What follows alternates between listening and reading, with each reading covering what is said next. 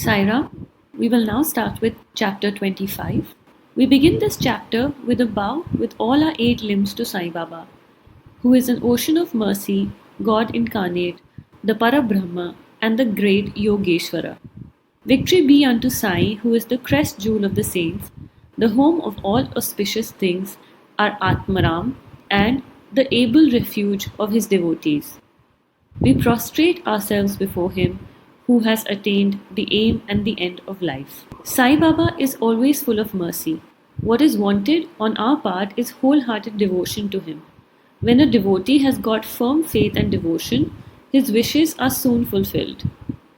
When the desire arose in Himmat Pant's mind to write the Leelas and life of Sai Baba, Baba immediately got it written by him. When the order to keep memos was given, Hemant Pant was inspired, his intellect acquired the strength, and he had the boldness to undertake and finish the work. He was not, he says, qualified to write the work, but the gracious blessings of Baba enabled him to complete the undertaking, and thus you have this Satcharitra, which is a Somkant jewel. From this jewel, nectar in the form of Sai Leelas oozes out for the readers to drink to their heart's content. Whenever a devotee has complete and wholehearted devotion to Baba, all his calamities and dangers are warded off, and his welfare is attended to by Baba. The story of Damodar Sai Ram Resane of Ahmedabad, alias Damu Anna, illustrating the above statement, is given below. The readers may remember that this gentleman was mentioned in the 6th chapter with regards to the celebration of the Ram Navami festival in Shirdi. He went to Shirdi around the year 1895 when the Ram Navami celebration began, and from that time on he provided an ornamental flag for the festival for several years. He also fed the poor who came to the festival. A broker who knew Damu Anna wrote to him that they should work in partnership on a cotton speculation business, which would bring them about 200,000 rupees as profit. The broker wrote that the business was good, involved no risks, and the opportunity should not be lost. Damu Anna was considering this opportunity. He could not at once determine whether to venture into the speculation. He thought about this, and as he was a devotee of Baba, he wrote a detailed letter to Shama explaining all the facts and requested him to consult Baba and get his advice in the matter. Shama got the letter the next day, and he came with it at noon to the masjid and placed it before Baba. Baba asked Shama what was the matter and what the letter was about. He replied that Damu Anna wanted to consult him about something. Then Baba says, what does he write and what does he plan? It seems that he wants to reach the sky and that he is not content with what God has given him. Read his letter.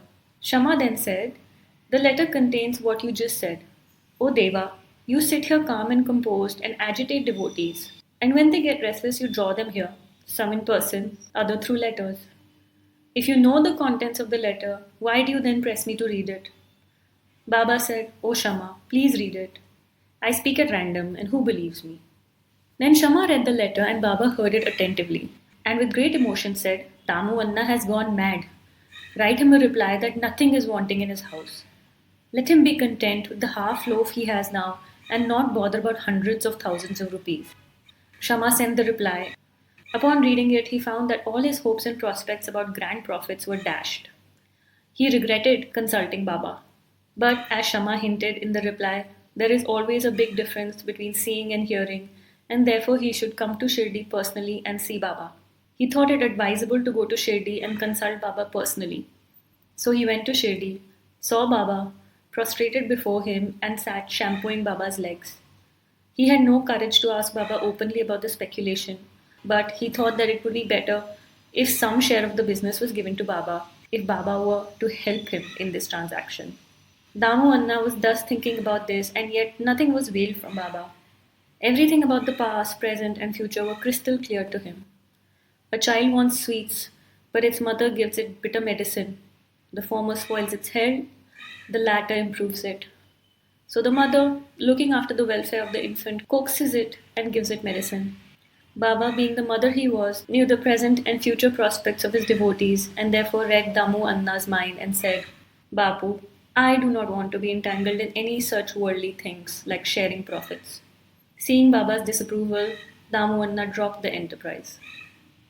This story might be about Damu Anna, but it is also about every one of us. When we really want something, we turn to God, supposedly looking for advice and guidance. But what we really are looking for is for Him to say, "Go ahead, sab acha hoga, everything will be fine. I approve this, I bless this." However, that is not the case. And a lot of people often ask me that I don't hear God at times. God isn't answering me, or Sai Baba, Guruji, he's not answering me. And I have said to them many times that he is answering, it's just that you are hearing an answer that you don't want to hear. He's telling you something you don't want to hear, so you are blocking it, or you are avoiding it, ignoring it. In this case, Damu Anna also did something similar. He even tried to quote unquote bribe Baba with profit sharing, but Baba was very clear that he wants no part of this game, of this transactional behavior, and he cannot be bribed. And to Damu Anna's credit, after he did his best to get the right advice, he did listen to Sai Baba and dropped the idea. We will continue now with the next story.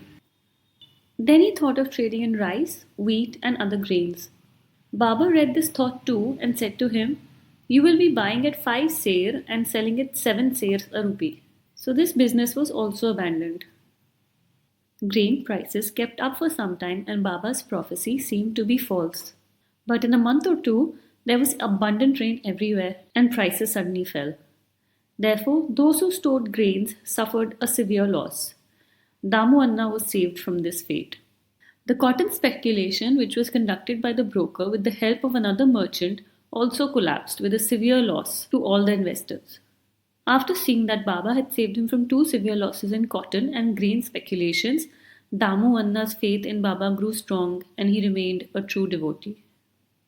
This was Damu Anna's journey with Baba and a great lesson for all of us in trusting Baba with things that don't always make sense initially. In the next video, we will learn about the miracle of the mangoes. Jai Sai Ram.